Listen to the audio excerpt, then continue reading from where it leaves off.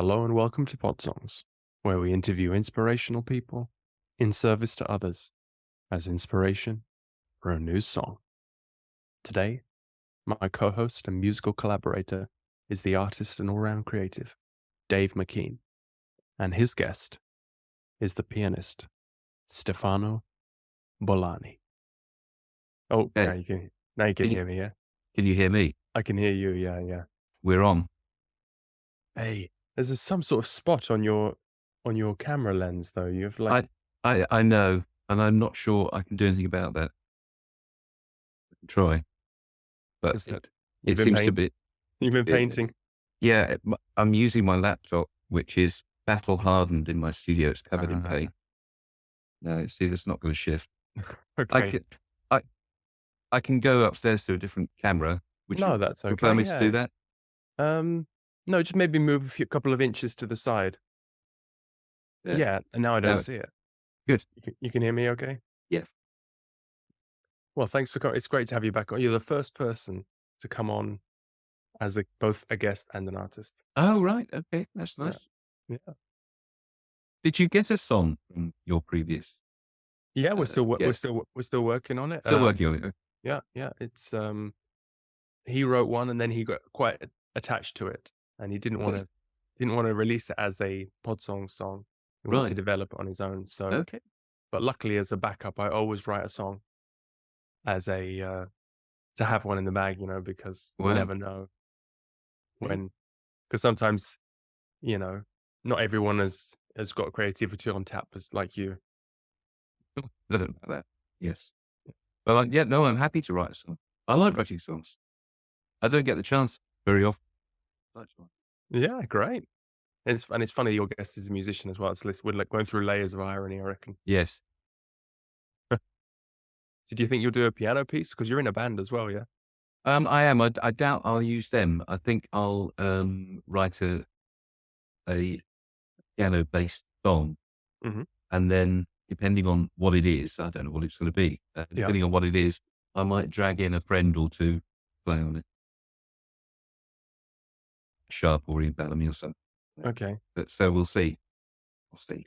Okay. We'll have musicians here in Italy if you need anyone else, if you want. I'm sure you've got many, many Yeah, we can mix and voices to master it. draw from. Yeah. Yeah. So, because Wonderful. we've got like a production team, we're going through, we're working on we're meeting in the studio every week and we're working on different people's songs. So we're really in a groove. So that helps because, a lot of these, like sometimes I'm waiting on songs for even a year. Oh, Because, right. yeah, I'll try and be a bit quicker. it's like ripping off the plaster, from deadlines and work. It's like, Yes. just, just do it. Yeah. Yeah.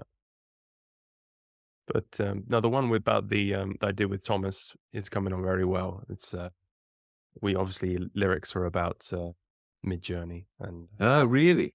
yeah. Okay. And we just described, so we came up with very picturesque lyrics to describe the, the Mid-Journey, because it comes up with these quite spacey, like hyperplexic Ferris wheels, just basically the things you said in the interview, Right. Okay. avocado chairs, Yeah. all these kind of, so Yeah. a very visual language to describe its work. Yes. I'm the walrus, really. Yeah, exactly that kind of, yeah, yeah. And then the chorus is a bit more about the convention and about how it's all changing. How, yeah, even since we spoke, it's gone like with ChatGPT and it's just become Yes. a And ubiquitous. it has. It's Elon Musk's letter that's been signed by various Well, what do you think about that? programmers. What do I think about that? Well, I mean, I absolutely agree. I do think it's a ludicrous arms race, and they should absolutely pause to think about what on earth they're doing and put some ethical guardrails in. But that's what my book's about. I was saying that 6 months ago. I don't think it's going to happen. I've done so many talks and podcasts now with people, and they do get bogged down with the ethical side of it. I mean, rightly, all of that's very important, but I just think it's too late. I think we're a different way. Yeah, I'm using it to write my press releases, the GPT, and I use it for Really? artwork now. Yeah, because I'm on a no budget uh, program, so anything. I used to use image rights free images, just because I don't have time to do the artwork as well, and so now I can actually do. Although I haven't, you really have to be. I understand now from talking to you. You really have to be. You have to. It's better if you've been to design to art college to Yeah. to write the prompts though. Yeah. Absolutely.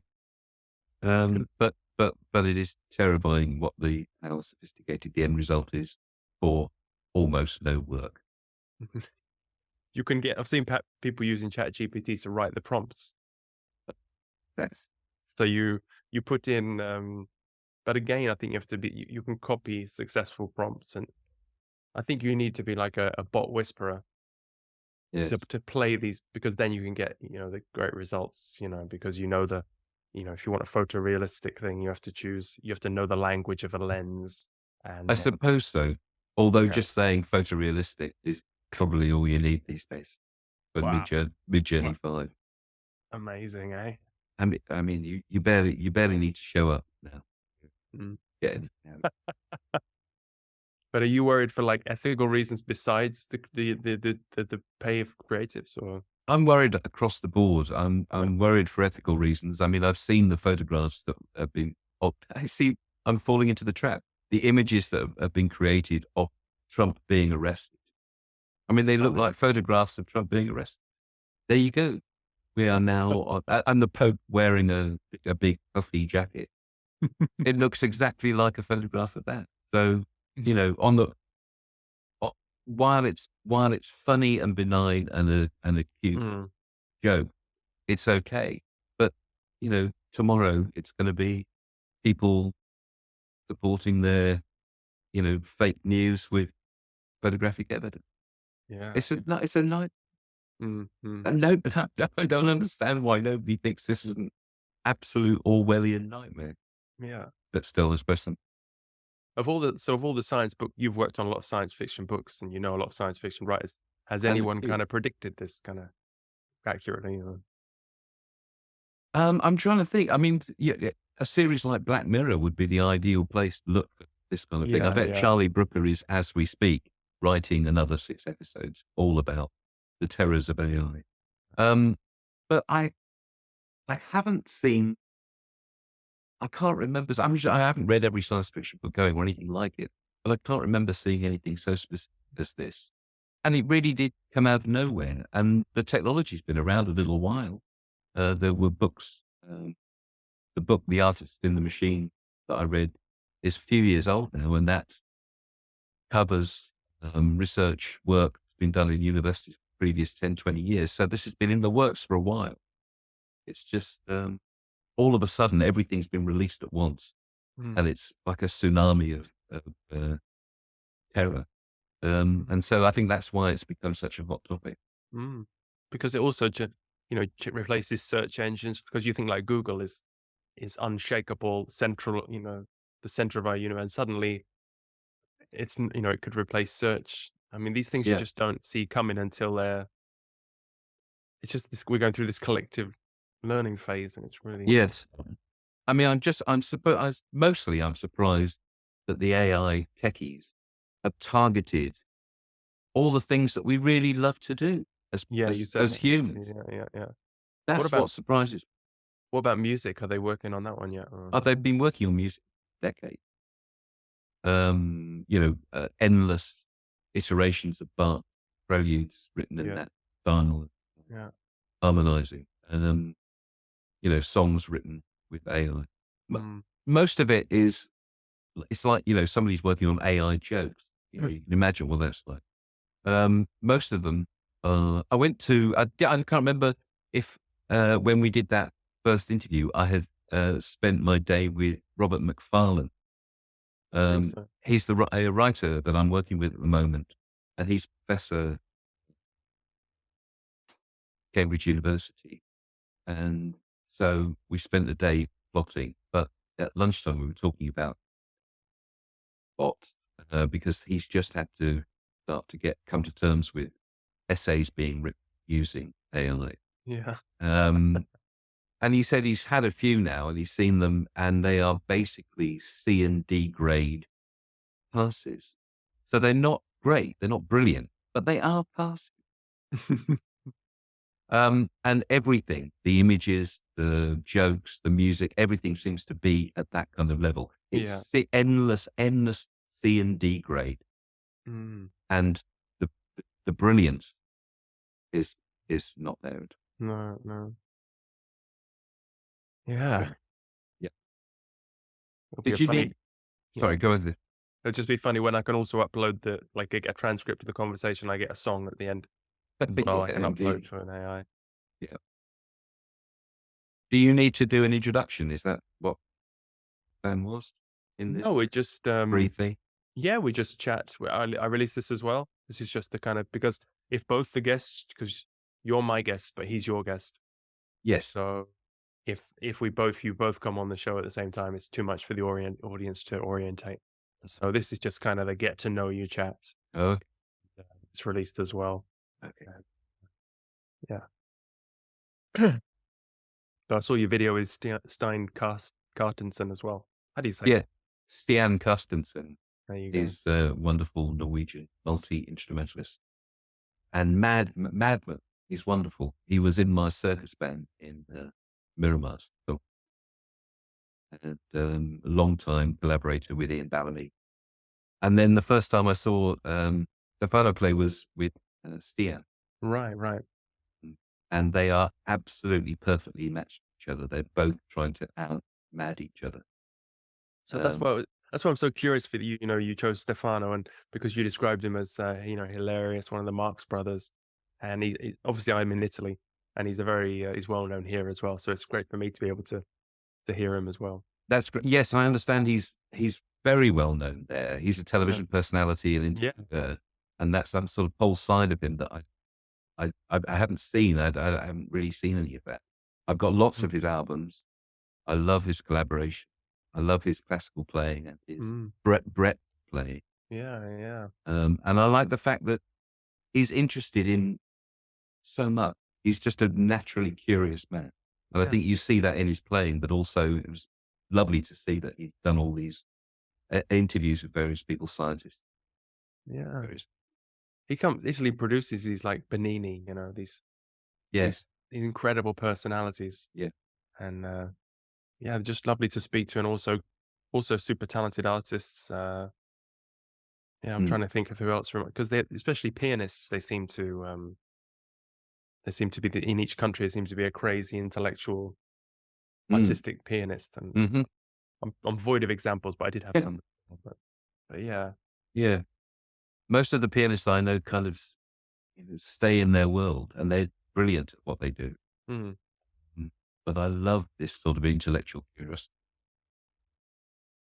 One of my favorite comic artists is Lorenzo Mattotti, who's also a great Italian, brilliant polymath.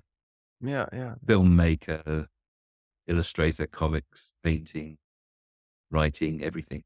Yeah. Another curious man. Yeah. I was looking at some of Stefano's videos, and he has these piano duels with on Italian TV is pretty terrible, though. There is that side to it. He does. Yeah. The mainstream is Sanremo, that kind of. I don't know if you've ever seen that. No. But he's great. I mean, he's obviously not doing that kind of stuff, but yeah. And you have questions for him? You're just going to have a conversation, or? I'm happy just to have a conversation. I do have some questions because I thought I should have a few, and a few. Yeah, and in fact, a few things I've always wanted to know. So this is a great opportunity. I can ask. Yeah, that's a few things I've always wanted to know. There you go. I prefer the free flowing style, though, because when it's not a job interview, and then also you get much better results, because the amazing thing I didn't realize about this show before is that because I did the first 100 episodes by myself, I interviewed everyone, and I did a lot of research on people, and I asked them all these questions, but I was a fan of some of them, but I wasn't a super fan of everyone. Right. So, there wasn't this electricity in the room, because now when we've got people who are, they've followed them their whole lives, they've They've, read all their books. Hmm. I actually wrote to Neil Gaiman um, to get him on because a lot of people want to interview him as well. And I saw he'd written this funny biography to you, so I said, uh, I said Dave's been on, and I know how good Steve, but you can do better or something like that. And that got a laugh, so he agreed to do it. So he's Hmm. coming on as well some other time. He's in a bit of a writing phase at the moment, but when you're a big fan, it's just it's a next level interview, because it's this electricity in the room. Hmm. Yeah. Right. There's stacks of CDs in case I need to refer to one. It's tempting to ask him to play on it as well, isn't It is. it? Very Even if tempting. he just did the middle eight, just a Yeah, little, exactly. at least you can say you played with him, you collaborated with him. Exactly. You've collaborated with so many. I was looking, John Cale was on your Wikipedia page as well. Yes. Yeah. That's I did a couple of years with Dale on 2 different books, and then he did the narration for one of my, wow. because he has this beautiful Yeah. voice. Yeah. It's Welsh, but he's lived in New York so long, it has this sort of strange lilt, and the accents land in strange places, but it's beautiful voice. Wow. ChatGPT couldn't come up with that. That would be No way. something. No, no. That was another article I saw, actually. Lots of voice artists are being put out of work because there's an AI program that can Is it? I uh, was joking. sample the voices that are online of famous people, and then just you type in what it wants it, and then it does the voice. Oh my How, God. how depressing is that? And how dangerous is that? It's dangerous. Yeah. Trump getting arrested, and you could have him say whatever you want. I did it. I caused the riots. Yeah. Yeah. Yeah. And what else are you working on at the moment? What other projects? I'm just starting. Had some. I've got some paintings in the Chicago Art Fair, but they've gone off to Chicago. And then I'm just starting illustrating a book by Italo Calvino. Mhm. Invisible Cities, one of my favorites. Are you doing the cover or the actual? No, I'm doing 9 or 10. Well, we'll see. 15 or so interior illustrations. Okay. It's for the Folio Society again. They do I used to when I was beautiful edition. I used to subscribe to Folio Society when I was in Ah, London. Got a few books of them. It's just fantastic, man. yeah, they are. Yeah, that's the kind of quality stuff that will outlast Yeah. last. Because I still have them. These have some Hans Christian Andersen stories, I think. Oh, right. Yeah, and they're on pride of place in my parents' Yeah. house when I go back. And they were Yeah. just of all the crap I bought, those are the ones that lasted. Yeah, Wonderful.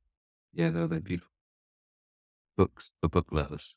yeah, yeah, yeah, yeah. Actually, while you're here, Stefano has written a book, and I've been trying to work out what the title is.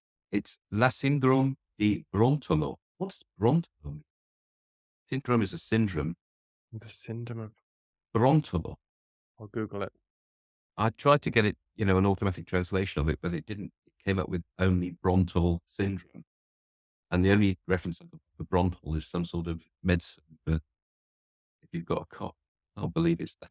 No, no. Can't quite believe it's that. But I wondered what it meant. Whether it was Well, a place, or I don't know. I don't know. But I guess just I will ask. yeah. Another thing I've got to ask. No, Seem I don't know. quite reticent to talk about it. Because it's only in Italian, so I haven't read it. Yeah, yeah. I'd love to read it. So do you know who you've got next coming up? Yeah, I've got 2 more interviews this week. Wow. I've got Bob. What's his second name? From the David Lynch, president of the David Lynch Foundation. Okay. Bob Roth. He's a meditation teacher. Oh, And he okay. does all these audiobooks for David Lynch. Right. Transcendental. Transcendental meditation, Yeah, yeah, yogic and flying and all yeah, yeah, like a whole shebang. Yeah, that. and I've got Reverend James Martin. who's the Right. editor of American Jesuit Priest and editor of the Jesuit magazine in America.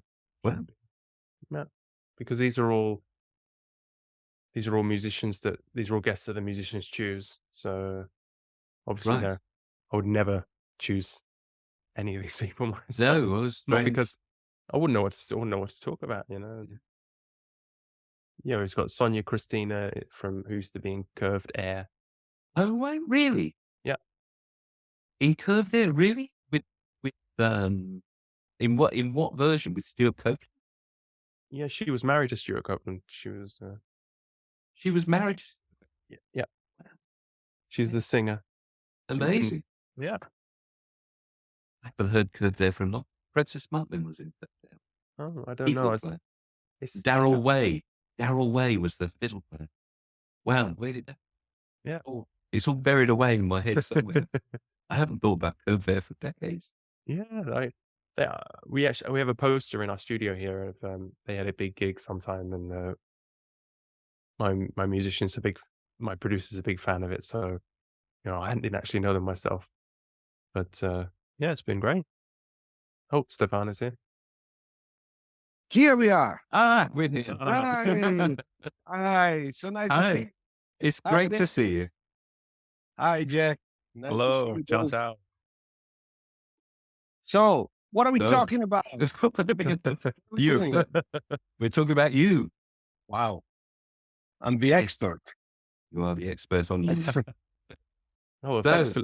Yeah, let me introduce. Yes. Dave. So Yeah. he's really wanted to speak to you, and I'm really just happy to be able to make this happen. So Yeah, I'm happy too. I'm very happy. As you know, as I did. No, I didn't tell you. As Dave, except as Dave, I'm a musician, but I would love to draw because I'm a fan of, I started with comics and then, all the world of the drawing. Amazing. Doors. So Well, I'm happy well, to talk to you. I'm delighted to talk to you. You're interested in so many things. That's what I love. Your playing and also your character. I mentioned in the email I first saw you playing live with a friend of mine, Stian. You told me. Yeah. And I knew your name, but I'd not seen you play before. It was the most wonderful concert Oh, grazie. because you seem so temperamentally in sync. You both seem to be delighted to be there and very funny and trying to out crazy each other. It was like the Marx Brothers. Yeah. It was a beautiful, beautiful concert. Oh, grazie. Thank you. So, Um, Jack, are we recording or we are not? we're rolling. Oh yes. We're rolling. Rolling. Okay. Yeah. You just tell us what. So shall I start? I wanted to ask you about your how you started because all the biographies that I've read jump cut from 6 years old to suddenly genius player coming through, being going through the conservatory and everything.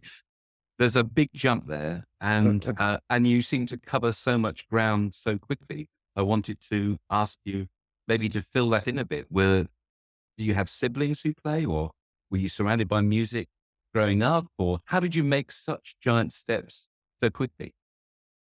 Well, actually, I read a lot of comics. That's what you're talking about. Because I was going to school, of course, and I was studying a lot because I was studying classical music. But at the same time, I always thought of myself as a performer, as a singer, as an actor, a TV hostman. So I was always, trying to find pop songs. And then I discovered there was something called jazz music where people was improvising. But actually, the first thing I loved about jazz was the sound of bebop. Because I was 11 years old and I listened to this Charlie Parker tape. I was very lucky, actually. But before that, I had an Oscar Peterson recording, and I went mad for that. So I tried to understand what does it mean these guys are improvising, because I couldn't imagine how it works. Maybe I'm still figuring it out. you know, but still there was something interesting there. And so I started studying all the kinds of music that I liked. So I was in love with Frank Zappa. I was practicing on Banter or Yeah. King Crimson or whatever, you know. It could be Saint-Saëns or Oscar Peterson, Yeah. you know. And that's what happened in those years. I learned, I listened to a lot of music. Yeah. Right. And I started playing when I was 15 years old. I started professionally, let's say. Yes. So it's extraordinary to get to that level so quickly. Were you daunted at all? I remember seeing interviews with Oscar Peterson saying the first time he heard Art Tatum, he couldn't play for 2 weeks. And I remember seeing an interview with Dudley Moore, who said the same about Oscar Peterson. When he first saw him play, he just couldn't touch the keyboard. Was it daunting hearing that, phenomenal technique the first time? You know, actually, first time I heard Oscar Peterson was on a record, and I liner notes were in German for no reason, and I couldn't understand what was happening. But I thought it was two piano players playing. Yeah. And probably I mixed up with the name of the bass player, but I thought it was two guys. So I was very cool about that. And I was listening to this thinking, wow, these two guys. And then suddenly, I don't remember when, but somebody told me that it was just one guy, Oscar Peters. It's not a duo. Yeah. And it was amazing, actually. Yeah, it was an amazing discovery. Yeah.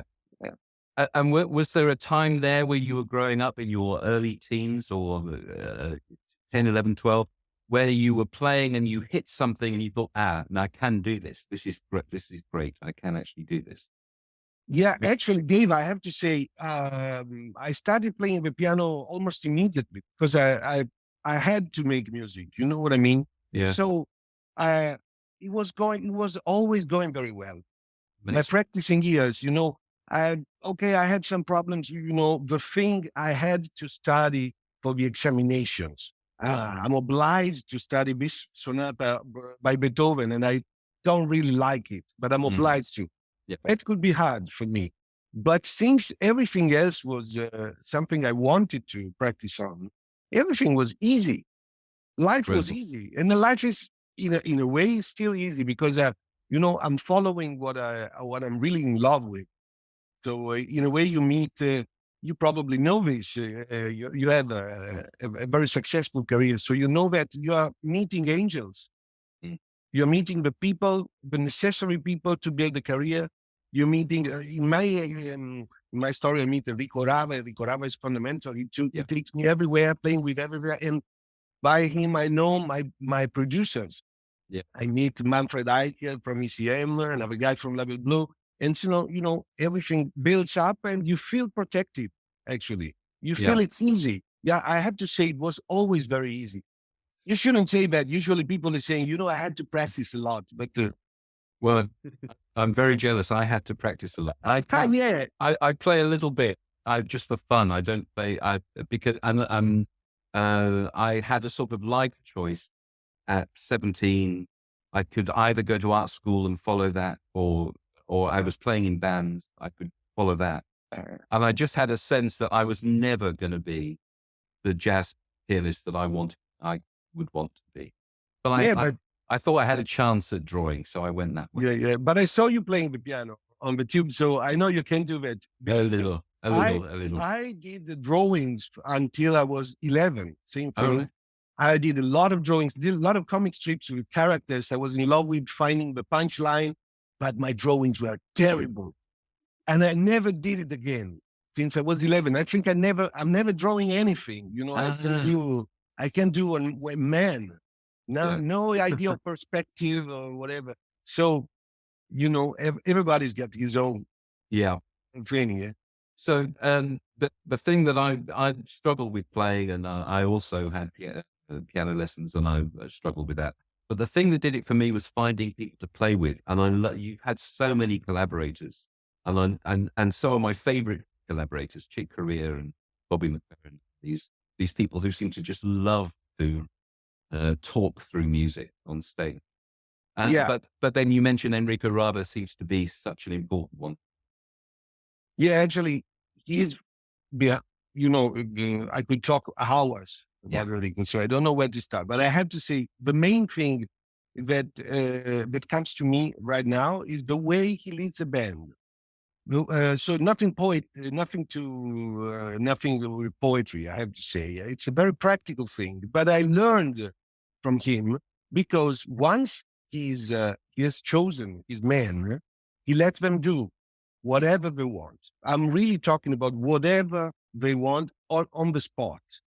And this was very rare to see from my point of view. Enrico is coming from a period where, the avant-garde was the so-called free jazz and everybody was free to express himself. Yeah. But then again, in some cases, this freedom was not so effective because you couldn't play a melody. You were not allowed to sing a very famous song because it's free jazz, so it has to roll, And Enrico he really finds a way to be really free. So he's got a little structure, and then whatever happens in the song is okay. And so I learned from him not to go in front of a musician and show him what he should do, because actually I don't like it either. I've grown accustomed to that, but it's not nice because you chose him. So, with my first band, I was going to the drum saying, something like, it, it doesn't work like that. No. Not with jazz musicians, improvisers, people who want to be in a mood, Yeah. Yeah. Yeah. I've done a little work in directing films, and actors hate that when you say the line to them, how you do a line reading for them. Yeah. I learned on day one.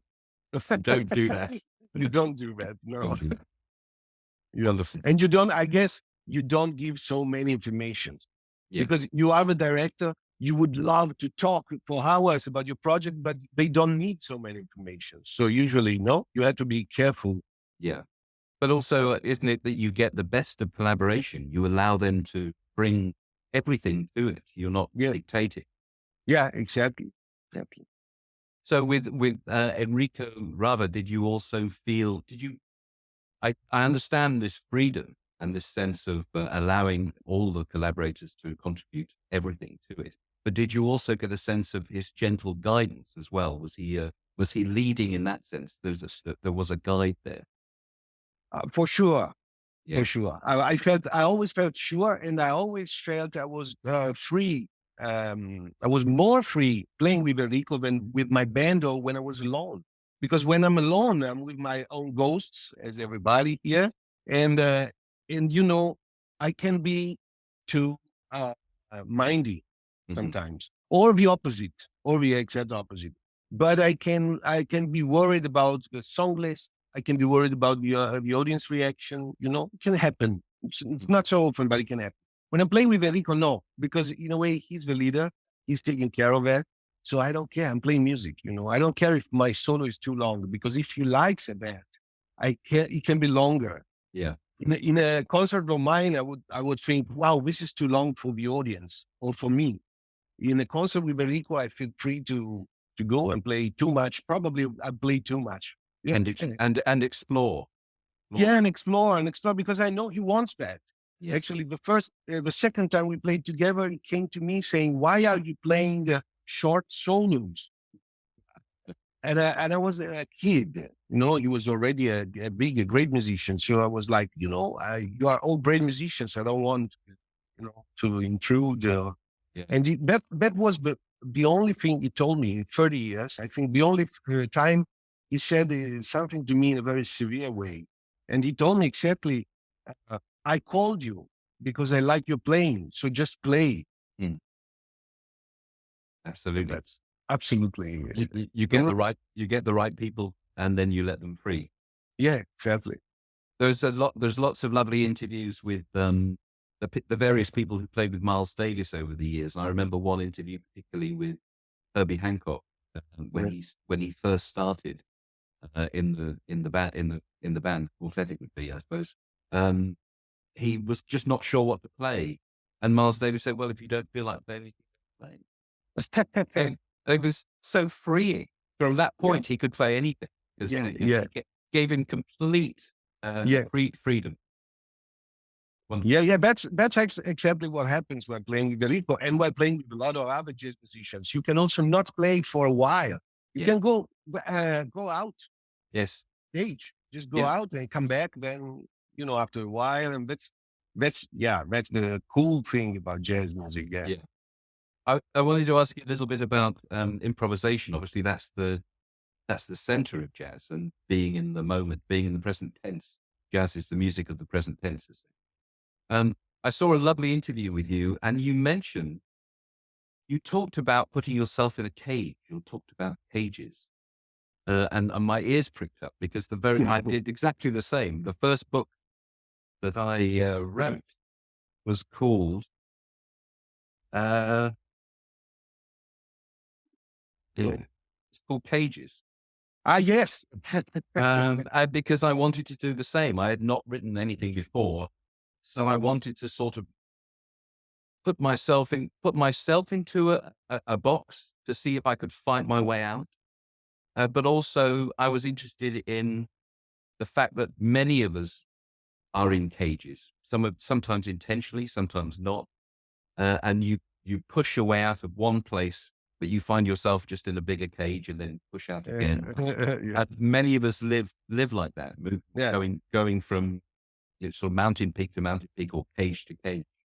But I love this metaphor of the cage as something to enjoy, knowing where the walls are, but also pushing through. How has your attitude to improvisation developed? To Now that you talk that way, we can call it the Schrodinger's cat yes, attitude. indeed. That kind of, I'm alive, I'm gonna go out. Yes, all And day. but I think it came from reading a lot of novels from the 60s and the 70s from a bunch of writers, Italian and French writers, which call themselves Ulipo, a kind of pataphysic movement with the people like Italo Calvino and Raymond Queneau mainly, and also an English one, a guy called Harry Matthews. I remember this guy. They're not so very well known, Sure. but except for Queneau and Calvino, and they were writing novels, giving themselves structures, games, Yes. age, and this leaded sometimes to nothing because it was just a game, and so Yeah. most of the writers were not exceptional writers. But then you think about Italo Calvino, and you immediately have to admit that there's something going on there, and it's a structure, and he's improvising in the structure. But the structure is very precise. So once you can read his diaries, he's making diagrams of Yeah. whatever happens in the novel. Whatever this guy A meets this guy B, which is in love with C, and etc. etc. I was fascinated with this because I wasn't thinking like this. Mm. So I started building cages, and I loved the idea of having a difficult structure. Let's call it difficult, even if I don't know how to explain why something is easy or difficult. It depends on the guy who's talking, of course. Mm. Well, that's wonderful and ironic. The project I'm just about to start is an Italo Calvino novel. I'm illustrating Invisible Cities, which is one of my favorites. It's here. It just came. Wait. No, the funny thing is that I just rebought it 1 week Amazing. ago. So this is brand new. Wonderful. Well, I'll say I'm doing illustrations for it for the Folio Society. So when it comes out, I'll send you a copy. But it's one of my favorite books, and that is pure gameplay. Yeah, exactly. Conversation between Marco. Yeah. Yeah, so it came from literature, actually. Okay. Came from that. And it started with the discovering of these jazz musicians playing with structures. It was, amazing at the beginning. And so that sort of segues quite nicely into the fact that you've written a novel. Yes, I did, but it's all in Italian. So It's only in Italian. I can't read it. I'm sorry. That's better. That's better. It's okay. Well, Yeah. you seem very reticent to talk about it. I'd love to know something about it. Why you wrote it? What you wanted to do with a novel, right? That you felt you couldn't do in your music. Actually, I'm always, I've been always writing, short stories or things. But then I decided to write this because I had this idea of having simply a simple idea, and an idea borrowed probably from that word we're talking about, Italo Calvino and other writers, of having 5 characters, five, as you know, my hand, and 88 pages, Yeah. things like that. It was a game, actually. Okay. And every one of these characters is meeting the other ones, and nothing is happening. The main thing was I want to write a novel where almost nothing is happening, if possible, because it's a novel about the things that life is putting you in front and you chose not to see. So these characters, they could meet, they could have a love affair or whatever, but they're not able to recognize the opportunity. Right. So this sounds like a very serious thing, but believe me, it's just a bunch of small poems, jokes, and it's a very um, surrealistic situations. One guy is flying, another one is in a novel, and he reads this novel, so he's very worried because the book is short. He doesn't want. He is very scared to be dying at the end of the novel, Mhm. and this kind of thing. It's Okay. full of games, actually. It's full of games and the Yeah. quotations and this a kind of Umberto Eco thing in a I'd love very to, small scale. yeah, I'd love to read it. I'd love to read it. I'll have to lobby an English publisher to do a translation of it. Yes, yeah. And it's called La Syndrome di Brontolo? It's the grumpy syndrome. Grumpy. That's what Grumpy. Bronto. I tried to find what Brontolo means, and I couldn't find It's anywhere. grumpy because one theory is that if I ask any guy on earth to Yeah. mention the names of the 7 dwarfs, you would always forget one of them. So if you want, we can try. Do you think you know these names? No. Well, there's Just try. Sleepy Sneezy, Yeah. Grumpy is one, Yeah. Happy, Okay. and You did it. You won. You won. Usually in Italian, yeah, in Italy at least, nobody remembers this one, the one who's smiling, the one who's ah, happy. So the grumpy syndrome is the syndrome in which you only notice the bad things of the world, and yeah. you don't remember about the happy people you met. That's it. That's Interesting. the grumpy syndrome. Okay, I tend to think I'm definitely a glass half empty person, so I'm surprised I remembered Happy. It's good. It's good to remember. It is. Yeah. Monsieur Um, Cool. yeah, yes. I definitely wanted to talk about film a little bit with you because you seem to. There's lots of film music on. I've got a little stack of your CDs here, and there's lots of film music. Nina Rota and Morricone, and all sorts. And the album title's The Third Man. Patty. Film keeps coming up, and just yesterday I watched The General, which is one of my favorite films, Buster Keaton film. I'm a big silent movie fan. Yeah. And I loved your score. I thought your score was Grazie. absolutely perfect for it. Grazie. Thank you very much. I'm glad to hear it. You seem to be the perfect person to do silent movie scores. Actually, I did it when I was a child also. Yeah. I was playing, it seems like 2 centuries ago when I'm talking, but it was the 80s. And I was playing in a cine club, but I didn't have the time to see the movie before. So it was very interesting because I was improvising, totally improvising. And it was very funny because I couldn't know what's going to happen. So my music was not predicting something as the music does usually in the movies we are used to see. I couldn't predict anything. No. So I was always surprised, and people started laughing because of me trying to run after this movie, which was a movie by what's the name of? I don't remember. But it was a very funny movie. Hmm. So everything was happening. And I was passing from a love song to a chase and whatever. Yeah. And I thought, wow, this is a very funny way to do that. I Yeah. tried to do almost the same with this Buster Keaton thing. I had time because I had time to practice and decide. I Yeah. did it live, several times.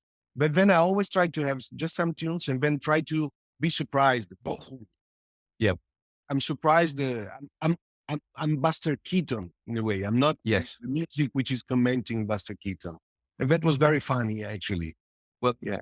that absolutely came across in the music. Yeah. Your own delight that things were suddenly happening on screen and you were Yeah. catching up. I'm trying to follow. Yeah. As he And does.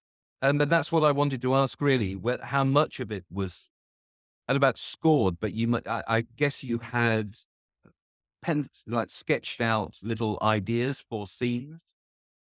Is I that did how it that. worked? Actually, I worked with leitmotifs, let's say. So Yes. I decided the main tunes for the characters and the train, of course, him and the woman. But then it was improvised. And I have to say, I did it many times. And then I lost the charts and I had no idea of what the tunes were. And so when it came to recording the thing you saw, Yep. I decided to make it brand new. So this is a kind of second version because anyway, when I say the charts, we are talking about this kind of paper, A4, Mhm. Yeah. just one. It Yeah. was just five Yes. melodies and with chords. So so what you see there is almost everything entirely improvised because I didn't remember the tunes. Amazing. It's amazing. It's amazing. But I do love that way of making film scores. And I know there are some people like Ry Cooder, I think, when he makes Wim Wenders movies soundtracks, he just watches it and Yeah, responds. yeah, And that's nice. something very pure and direct comes out Yeah. of that. Yeah, that's nice. And you remember one of the first ones, I think it was Miles with Ascenseur pour les Yeah. Chicago, les Chicago. Comment tu dis en français? Yeah. Les Chicago. Yes. Yes. I don't remember the English title. The English title Staircase to the Gallows, I think it's called. is Facebook. Yeah. And he was improvising with the screen, and everybody screamed it was a miracle, and he got the prizes and everything. And when you see the movie, music is something like 5 minutes, maybe. Mm. The whole movie, the movie is silent, Mm. but since the movie is silent, these 5 minutes they sound incredible. Yeah. They sound great. So what I think is that probably in soundtracks everything is allowed. So I know a lot of people doing very different things. Mhm. When you see Ennio Morricone talking, you understand that you worked in a different way with the directors, and this is the same for Nino Rota and all the great composers, or Lalo Schifrin or André Previn. You Yes. get the feeling that this is an affair between the composer and the director. Yeah. Though anything is allowed. So improvising, writing everything, moving, as you know, moving this music which was thought for this scene, moving this music to the end because it looks better, and this is something I like because I Yeah. like to be part of this process because it's a creative process and actually nobody can really say this is really going to work. Mm. So it's about talking and sharing, and there's no dictatorship possible. Otherwise, unless you are a producer and you want to explain me that if I don't cut this scene, we are not gonna gain money. But once again, this is to prove. This is something to prove. So I love this area of the creativity where nobody's really can say it's gonna work. No. Love it. And you only know that it works when it works, when the film runs Gets and to somebody. and it either takes your breath away or it doesn't, it misses. And it's undeniable, isn't it? I mean, you just can't argue with that. It either works or it doesn't work. Yeah, yeah. And it's so fast. I mean, Yeah, you're working so much to this movie and it's just 2 hours and that's it. It's yeah, incredible because that's what I love about music. I have to say that I worked to a record and then you can listen to this record for a very long time and it's yeah. always fresh. And you can do it with a movie, unfortunately. What's your favorite movie? What's the movie you saw many, many, many, many times and you don't get bored except as a record? There are quite a few. Yeah, There's a there are that's quite a good. lot. There are quite a few. As I said, I love very early films, silent films. It was a different medium, really, and it told Yeah. stories in a different way. There's a film by Murnau called Faust, a version Yeah. of the Faust legend, which I every time I see it, I see something else in it. And then there's a great film, much more recent film by Lars von Trier called The Element of Crime, Yeah. and it has a logic to it that is unlike any other film I know. And I've seen it many times now, and every time I see it, my brain sort of clicks into the logic of this film. It's unlike any other film. Ah, It's really an extraordinary film.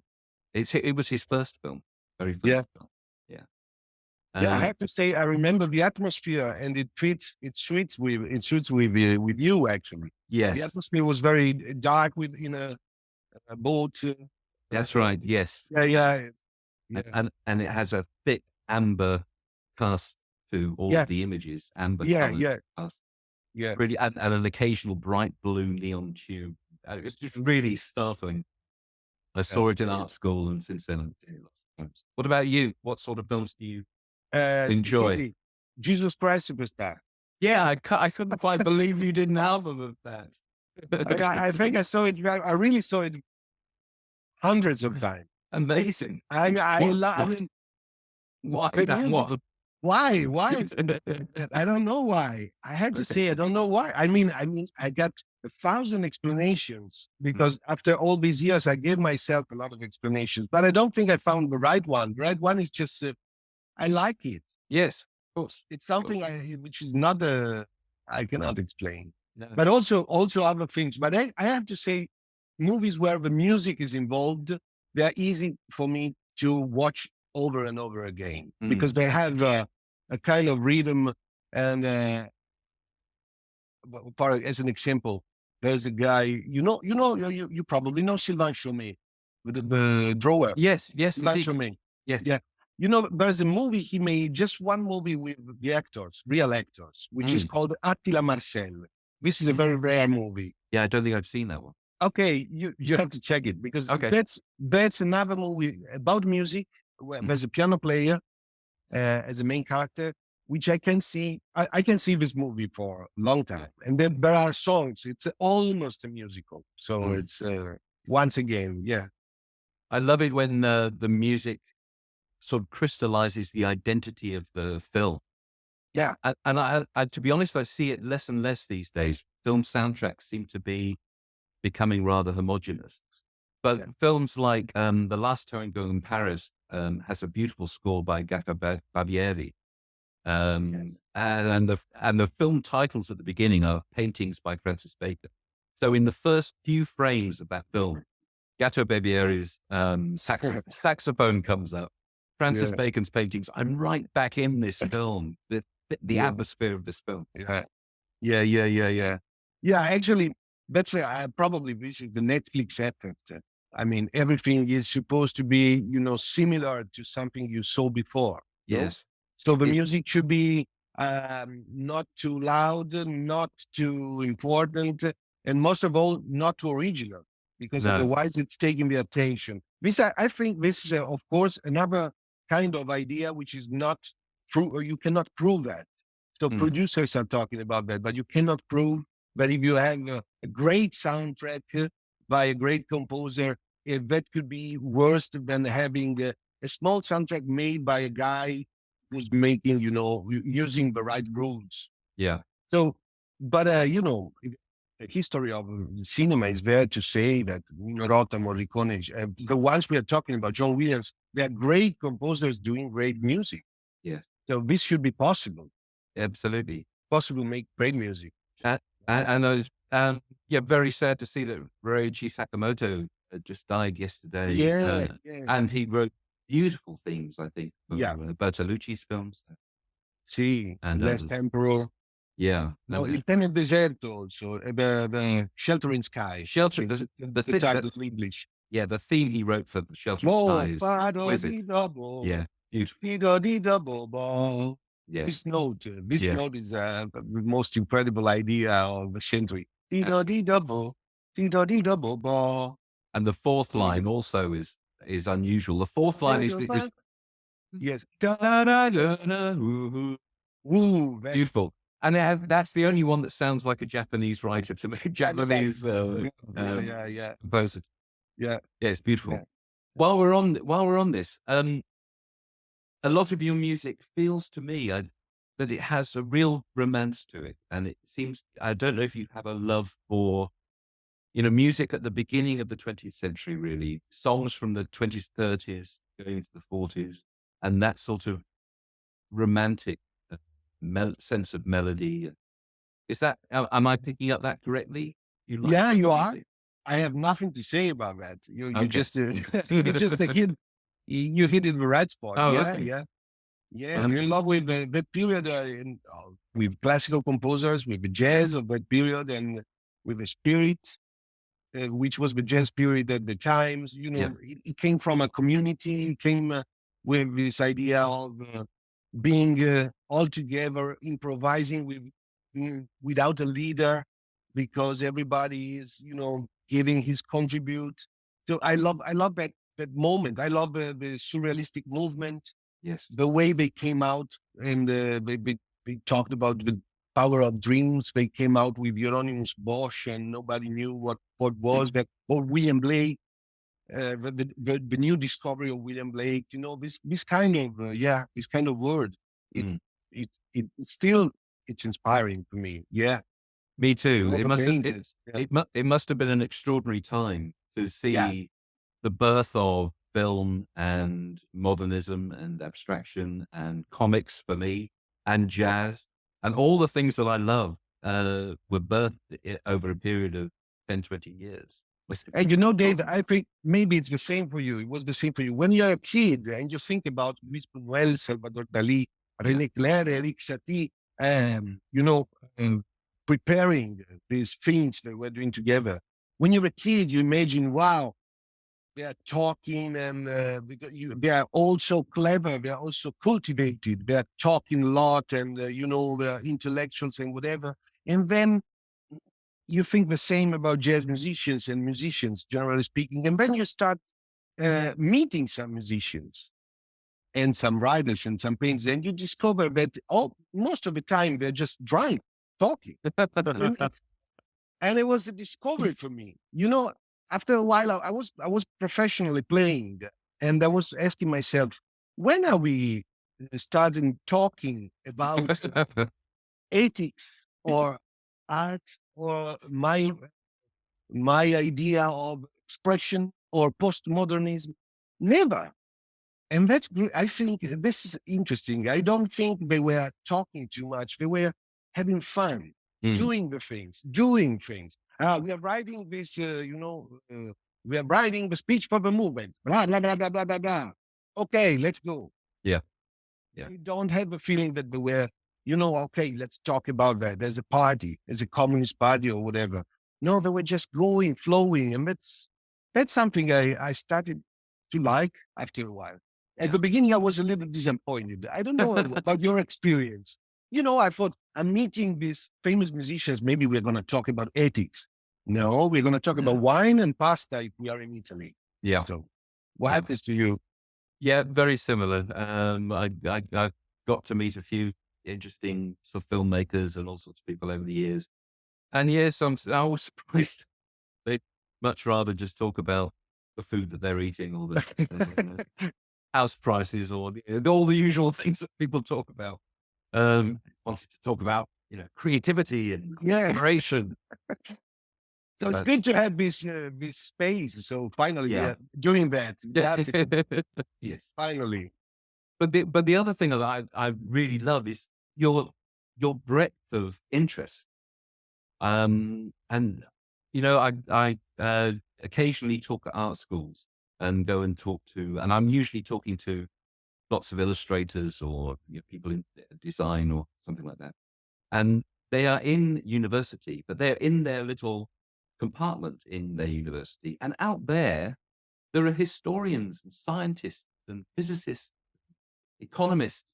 Go and talk to them. They're all fascinating people. And yet everybody seems to prefer to, or they are educated into their little compartment. And I love the fact that you seem to be, you've done these, you're as a television host, interviewer, you've reached out and talked to scientists and many other different people. That seems to be part of your interest as well. Yeah, yeah, absolutely. I have to say, um, when I decide to play with somebody, it's not because he's a great musician, but probably it's because he's a cool guy first. Mm.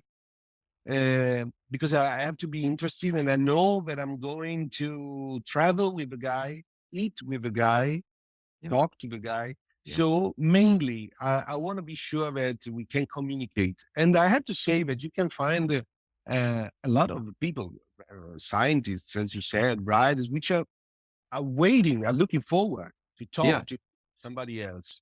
So it's interesting to me.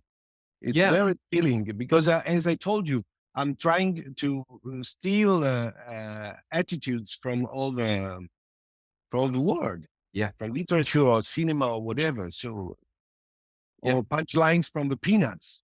Yeah. Yeah, I grew up with that, so I'm sure this means something in my whole life. I'm thinking life in terms of punchlines. You know what I mean? Yeah, It- definitely. this is this is something. Yeah. I don't realize it all the time, but probably I am. Whenever I ended up talking to a mathematician or geneticist or something, they're bored stiff talking about their own subject within their own circle. They want to talk about art and music and other things. Yeah, yeah, yeah. And yeah. I want to talk to them about mathematics and genetics because it's not my work. But I love that connection, and I Yeah. tend to think that we kind of need each other. Scientists need the art to Yeah. think outside of their box, and we artists need science so that we understand the world. We know what's actually going on. But yeah, I agree with you, and I have to say, it leaded me to think that the world has been dominated, let's say, been ruled by any kind of possible group of people. We had we had the females, we had then we had religious people or politicians or economists, even intellectuals. Let's talk about Plato. He tried that. What about artists? Let's try. Yeah, But why isn't anybody giving a chance to this this bunch of people? yes, I mean, we tried everybody. We tried with priests, scientists. Everybody's ruling the world except for artists. Except for artists, yes, which is why. Why? I think I was if I was in the hands of you or another guy, I felt I would feel really much safer. And I don't think it's only me; it's a lot of people. You know, surely, because I surely, know, surely it's our turn. yeah, it's our turn. We've been waiting 5,000 years. Surely it's our turn. Exactly. Philosophers, they had the Yes, time. yes, And now it's the time for scientists, for virologists. Now yeah, it's this moment. They rule the world. They decide the rules. mm, It's okay. It's okay. I'm still waiting for our moment. definitely. Yeah. And did you enjoy talking? I know you talked to all sorts of people, and Rupert Sheldrake, very controversial scientist, and Igor Zibaldi. I've written some notes down, and you've Yeah. more than quite a list of unusual disciplines. Yeah. Did you or magpie ideas from them for your own world? Yeah. Your own music? Yeah. Yeah. Actually, I still think after all this listening to these guys, but music is probably all over all the speeches we are doing. It's over. It's a language which is really the language of the gods and the language of the reality, because reality is numbers, mathematics actually, and vibrations. So what what what is made by numbers and vibrations? The music. So actually, I do think that it's really important being a musician, and I promise myself to reflect more on this subject, because I like music and I like to play, and life is cool and life is fun. But I have to say, probably music is something more than something playful or delightful. But it's really that the thing, the things we are, Yes. the substance, the Yeah. substance we are. So If yeah, if art is about empathy and seeing the world through somebody else's eyes, music is this perfect version of that, isn't it? Because it you don't need to read a language, you don't need to decipher it. It just goes straight in, hits the really. emotional center. No brain Yeah, involved. You don't need that. I mean, you need it if the music is complicated and the music is calling for the brain, but otherwise you don't need it. So yeah. it's fantastic. Yeah, actually. Yeah. And jazz in particular, this music that is conversational and improvised and in the moment, in the present tense, seems to have really have blossomed in the late 20th century. And I wondered if you thought, but you're Italian, jazz is rooted in American blues, but now is all over the world. And every time it finds a new territory, it seems to borrow a little from the folk musics of the places where it lands, and the tone of voice and the way people speak and deal with each other in the place that it is. I think that's really beautiful. How do you feel Yeah. about that, being an Italian jazz player? Well, actually, it's good news. You are talking about jazz as an alive being. Yeah, He's just going around and changing. If he lives in Australia, yeah, he behaves in some way. If he lives in Africa, it's different. So, and I do think the jazz has this ability to be metaphor for a lot of things. As an example, it's the thing you were saying, living in the present tense. You don't have time while improvising to think, oh, I made a mistake, or what am I gonna do next? There's no time, because boop, you have to hit the note, build the phrase. You have to build the bridge, and at the same time, you're walking on the bridge, which is interesting, which is something you never do.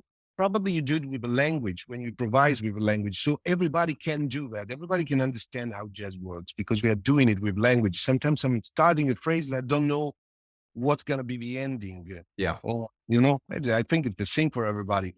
And and third thing about jazz is, sociologically speaking, it's very interesting to have this bunch of people with a kind of leader, but which really is not leading for the old time, but is, listening to everybody. So if somebody in the band is proposing something interesting, musically speaking, phrase, the leader is ready to jump on the new horse. And this is something we should learn from, because it means that while talking all together, we can solve any problem just simply following the best idea, which sounds naive now, but it's actually touching to see how it works very well in jazz music. So it could work in life too. Yes. And especially in a world where we more and more seem to be bunkered down in our own little visions of the world and refusing to engage and refusing to look through the eyes of the people that we perceive as opposite us. It's absolutely seems to be breaking down understanding and conversation, politics and everything. Yeah, yeah, But, yeah, but music, you can't do that. You have to be alive to what the other person is saying and living as well. It's a yeah. great And lesson.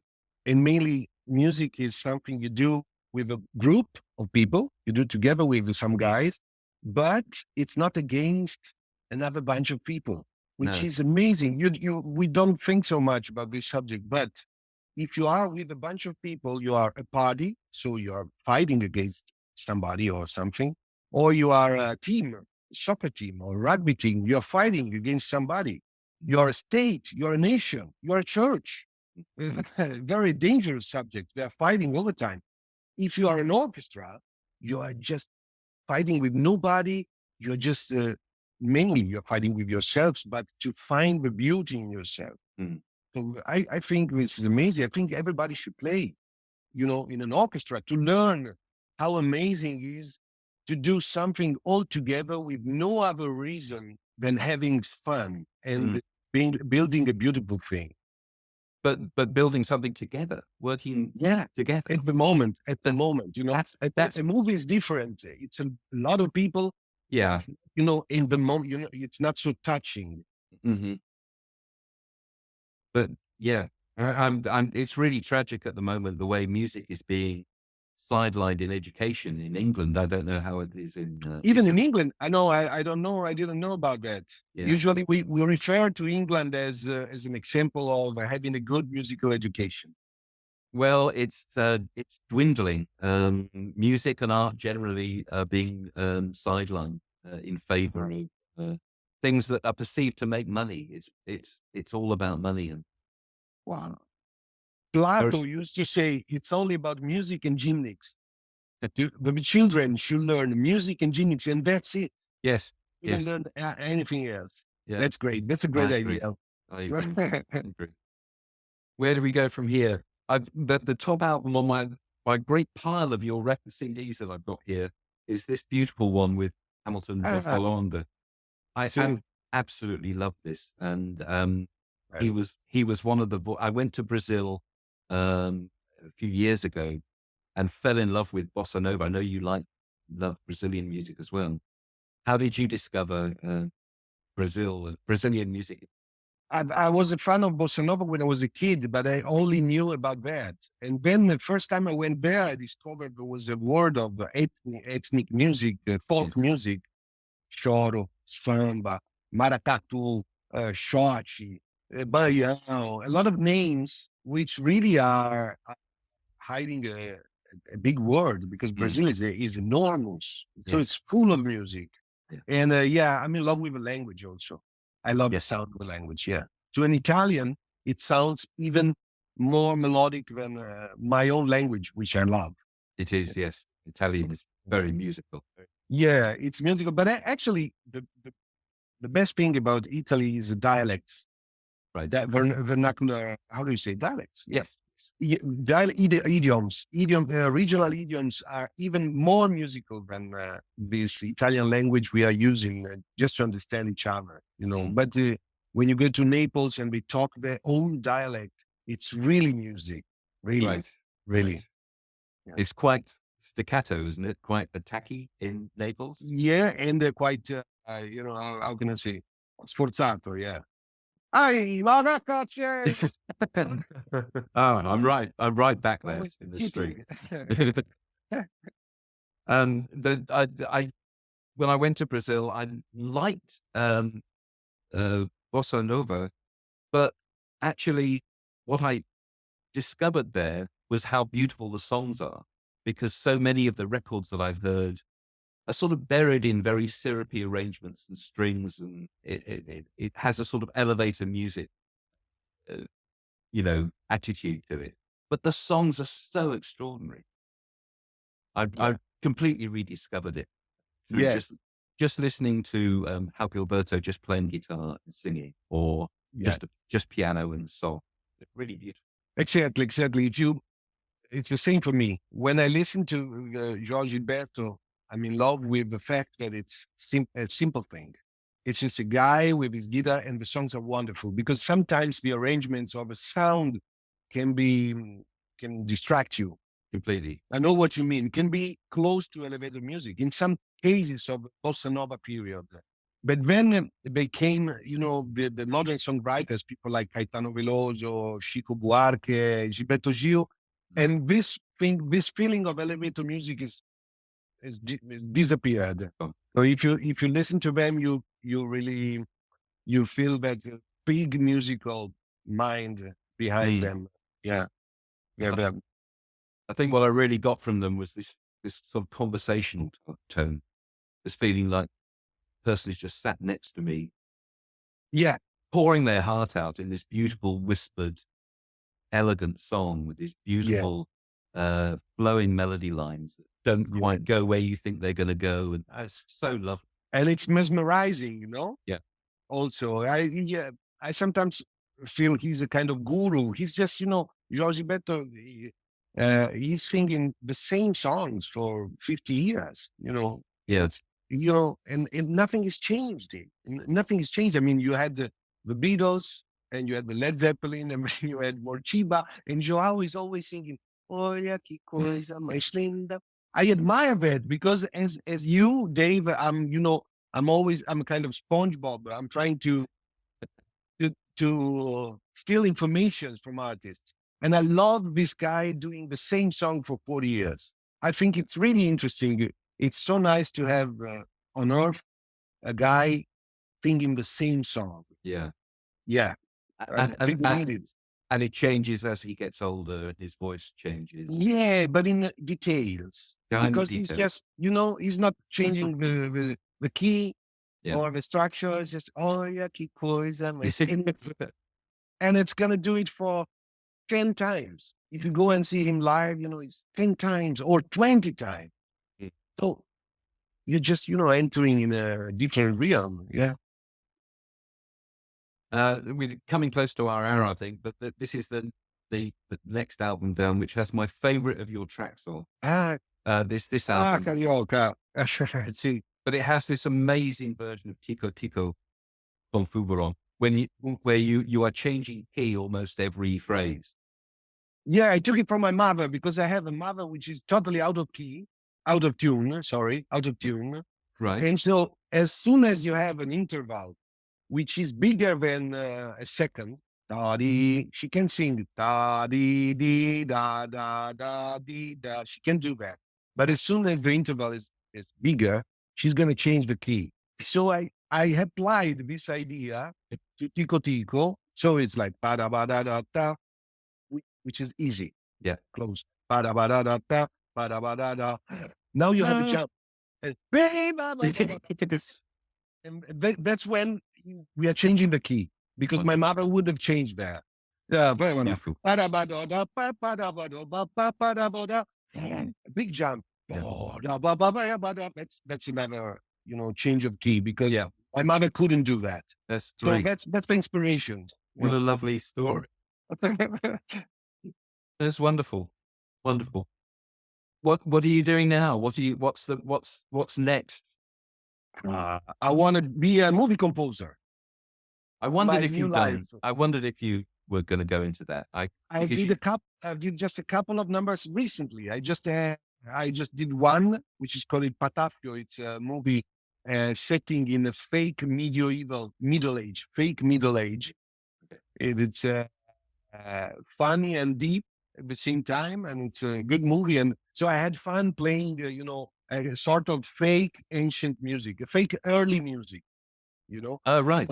But I had the harpsichord, which was not there in the Middle Age, but it's okay, to have a kind of early spirit. And I had a lot of fun actually. Yeah, because I'm using instruments of that time or a little after those times, but then they're playing in a bizarre way, and so you get that it's not early music. You get it. Yeah. I think you get it after 4 measures. Yeah. But I had a lot of fun. Yeah. Wonderful. Yeah, I was amazed how well the Fender Rhodes worked with the General.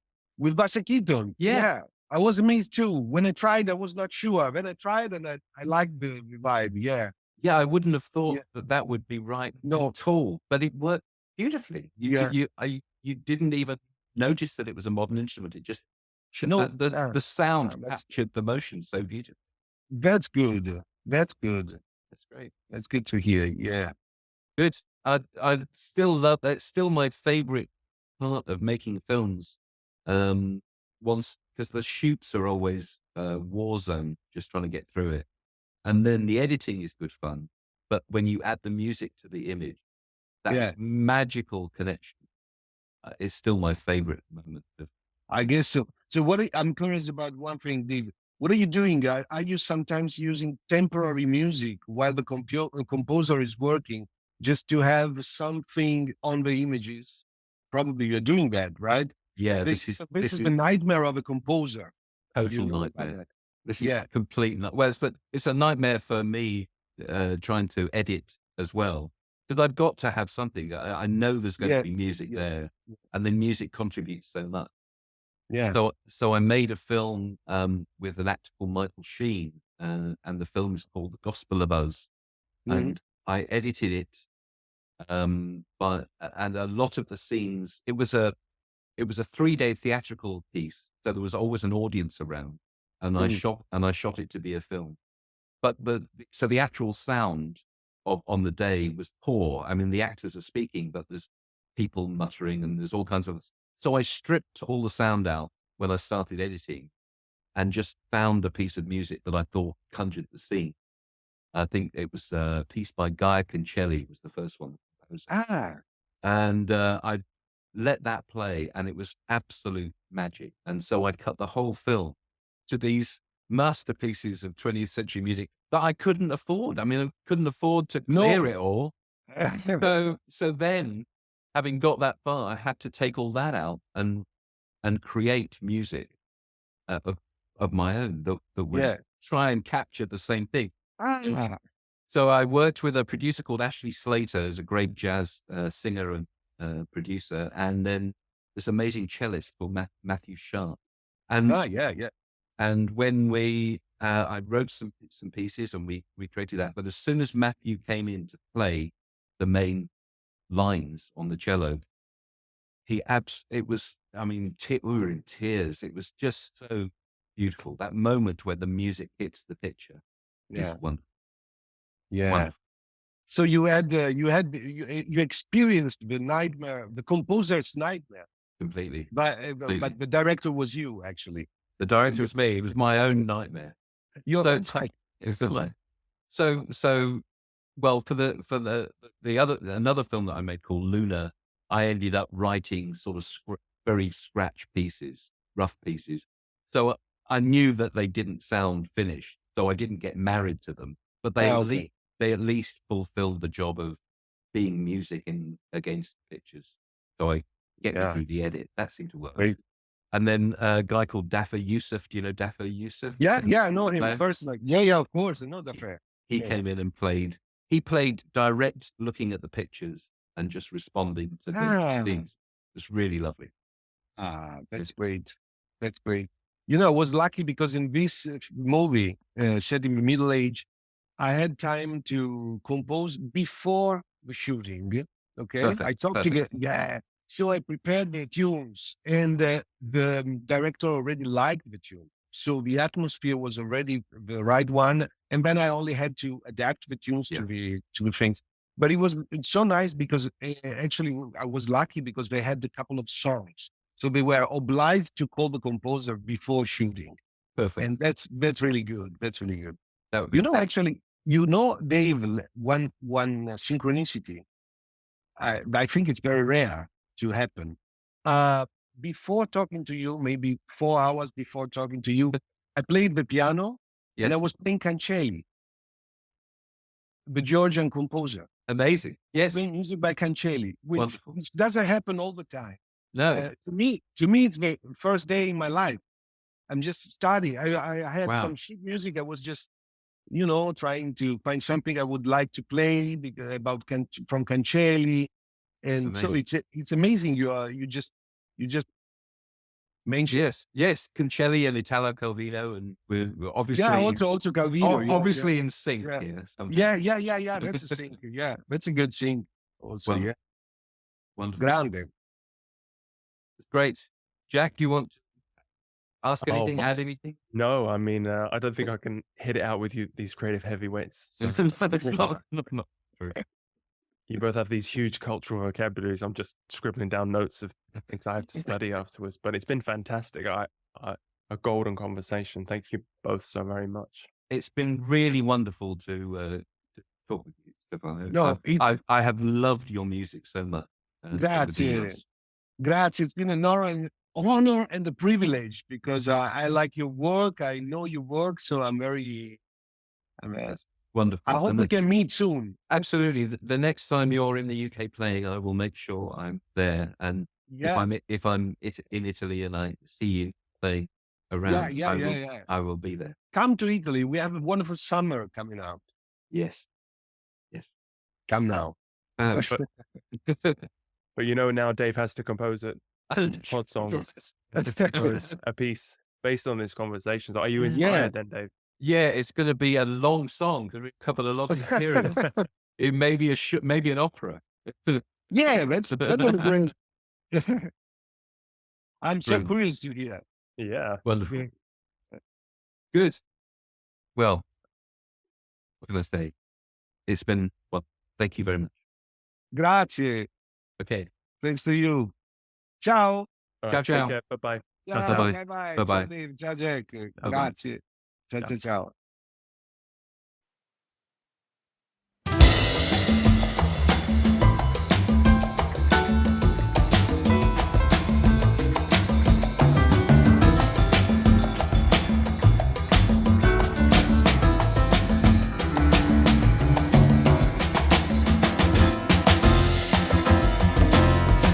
His assistants busy themselves, fetching scissors and colored papers, mixing hues of different flavors, painting blues and greens and purples, cutting stars and squares and circles, beginning the journey.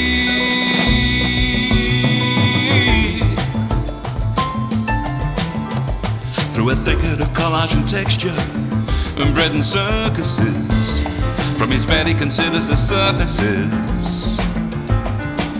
He remembers his voyages, and he watches, Henri watches.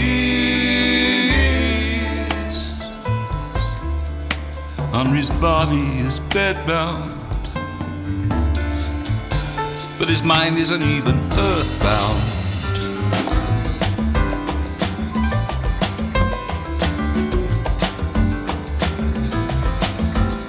He cuts into the form of a figure and places it next to another. Improvisation, no turning back, no hesitation. Letting go to muscle sense and iteration. Creativity in the present tense, no more sitting on the fence. Commit to the composition, and he watches. Enrico watches.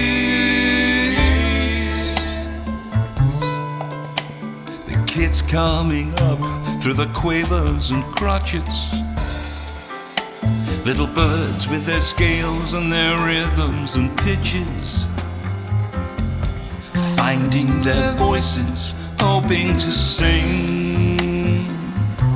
He'll pass on the history of princes and kings, of Bix and Miles, and the truth and the sophistry, of Chet and Louis, and the proof and the mystery. He takes an occasional player under his wing and flies through fundamentals, improvisation and incidentals, and he watches. Stefano watches.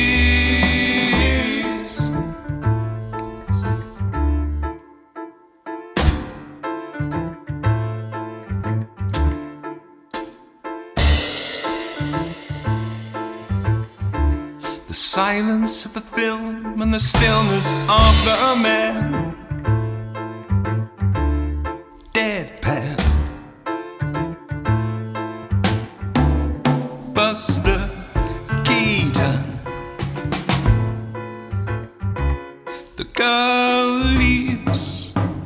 His heart heaves. His blank expression falls to his knees. Then the horizon. He sits, he thinks, pushing his hat back on his head. Lost in this moment of loss, the signs he misread, he fails to notice. The coupling rod on the train that is rising and falling, and that is where his seat is. He bobs up and down as his dignity decreases. His stone face flashes a moment of indignation beneath his hat.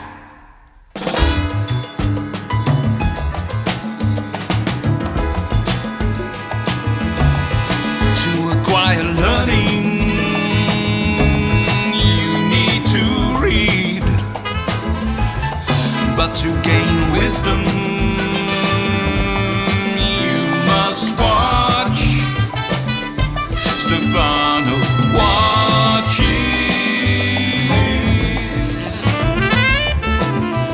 through the bars of his cage, a cage of bar lines and staves, something to break out of,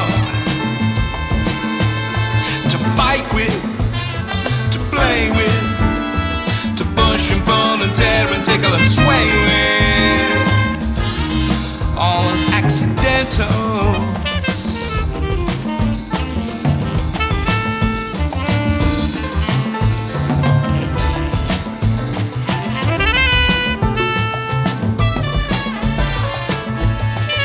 Co-accidentals.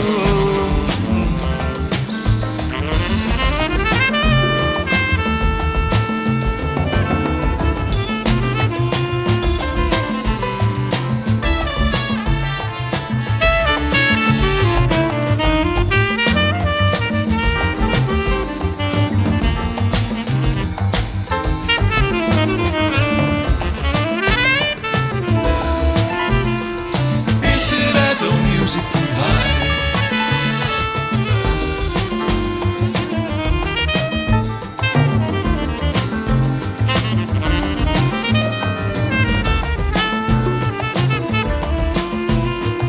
Incidental music for life.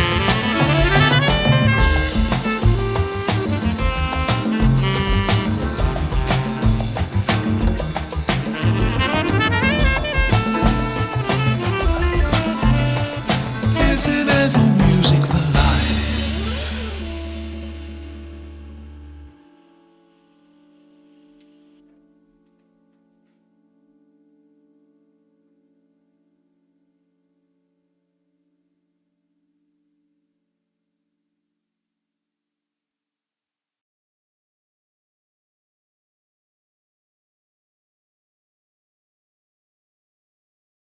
Thanks for tuning in.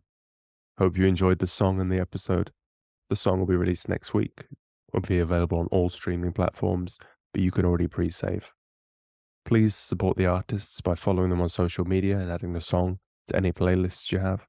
This is a completely free show, and you've listened this far, so I'd really appreciate it if you could pay us back by clicking like and subscribe. And follow at Podsongs on social media platforms, or subscribe to the newsletter at podsongs.com for special updates. Or just tell the next person you see about this amazing show where musicians interview their idols and write a song about them. The songs are available for download from the Podsongs website as well, which pays a lot more than the 0.00 whatever we get from Spotify. You can also email me at jack@podsongs.com to give feedback, suggest an artist and guest combos you'd like to hear, or just say hello. We're a listener-supported show, and I'd love to hear from you. A final thanks to my researchers, Dori Verbo and Rosa Marino, my producer, Maurizio Sanicola of Goldmine Records, and musicians Massimino Vozza and Luigi Falcione. The next episode will be out soon. In the meantime, you can listen to more amazing episodes in the archives. Until then, have a great day.